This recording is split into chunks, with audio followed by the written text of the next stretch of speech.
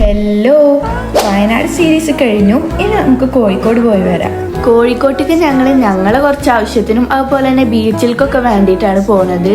കോഴിക്കോട്ടേക്കൊക്കെ റയറായിട്ട് വരുന്ന സ്ഥലല്ലേ, അപ്പോൾ ബീച്ചിലേക്ക് പോവാത്തത് മോശല്ലേ? ഞങ്ങൾ ആ മോശക്കേട് വേണ്ട കരുതിയിട്ട് ബീച്ചിലേക്കും മാളിലേക്കൊക്കെ പോവാ കരുതി.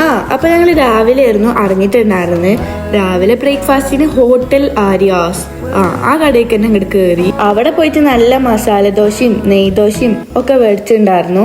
ഞാൻ പിന്നെ മസാല ദോശ ഫാൻ ആയതുകൊണ്ട് തന്നെ അതന്നെ അങ്ങോട്ട് എടുത്തു. അതിന്റെ പിന്നാലെ നല്ലൊരു വട ഉണ്ടായിരുന്നു. വടയും ചായയും കുടിച്ച് ഞങ്ങള് ആദ്യം തന്നെ ലുലു മാളിലേക്ക് ഇറങ്ങാന്നാണ് കരുതിയത്. അവിടുന്ന് കുറച്ച് പർച്ചേസിങ്ങും കാര്യങ്ങളൊക്കെ ചെയ്യാനുണ്ടായിരുന്നു. പിന്നെ ഇപ്രാവശ്യത്തെ വോയിസ് ഓവറിൽ വല്ല വ്യത്യാസം നിങ്ങൾക്ക് തോന്നുന്നുണ്ടെങ്കിൽ കമന്റ്. അവിടെ കുറച്ചു നേരം ചുറ്റിട്ടിരുന്ന് നടന്നിട്ട് പിന്നെ ഞങ്ങൾ പർച്ചേസ് ചെയ്യാൻ വേണ്ടിട്ട് പോയി. വീട്ടിലേക്കുള്ള കുറച്ച് സാധനങ്ങൾ പർച്ചേസ് ചെയ്യാണ്ടായിരുന്നത്. പിന്നെ എന്റെ പോലെ ആരെങ്കിലും ഉണ്ടോ ഈ ഒരു ആർട്ട് സെക്ഷൻ കണ്ടാൽ മാത്രം ചാടിക്കേറുന്നവര്?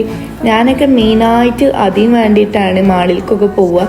അത് കണ്ടാൽ തന്നെ കണ്ണിനൊക്കെ ഒരു കുളിർമയാണ്. അവിടെ ഇരിക്കുന്നതൊക്കെ എൻ്റെ കയ്യിലുള്ള സാധനങ്ങളാണെങ്കിൽ പോലും ഞാൻ അതിമൊക്കെ കുറേ നേരം നോക്കി നിൽക്കും. എന്തുകൊണ്ടാണെന്ന് ചോദിച്ചാൽ എനിക്കറിയില്ല.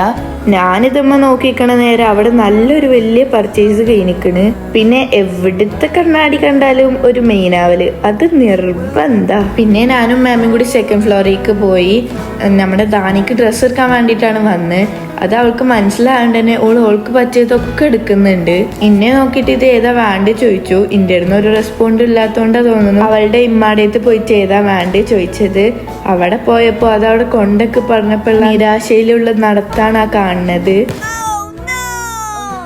പിന്നെ അവിടുത്തെ പർച്ചേസും കാര്യങ്ങളൊക്കെ കഴിഞ്ഞിട്ട് ഞങ്ങൾ ഫുഡ് കഴിക്കാൻ വേണ്ടിയിട്ട് ഇറങ്ങി.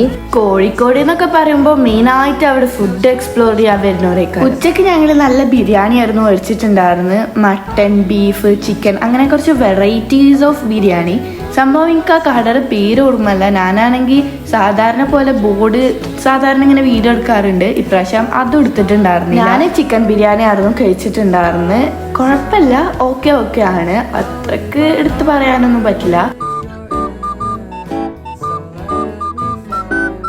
പിന്നെ ബീച്ചിൽക്കും കൂടി പോയിട്ട് റാഹത്താവാ കരുതിയിട്ട് ബീച്ചിൽക്കും കൂടി അങ്ങോട്ട് വണ്ടി വിട്ടു. കോഴിക്കോട് ബീച്ചിനെ വല്ലാണ്ട് വർണ്ണിക്കേണ്ട ആവശ്യം ഉണ്ടാവില്ല, കാരണം മിക്ക ആൾക്കാരും പോയൊരു സ്ഥലമാണ്. ഇന്ന അങ്ങോട്ടുള്ളത് നിങ്ങൾ തന്നെ അങ്ങോട്ട് കണ്ടോളി. ഞാൻ വല്ലാണ്ട് വർണ്ണിക്കാൻ നിൽക്കണില്ല.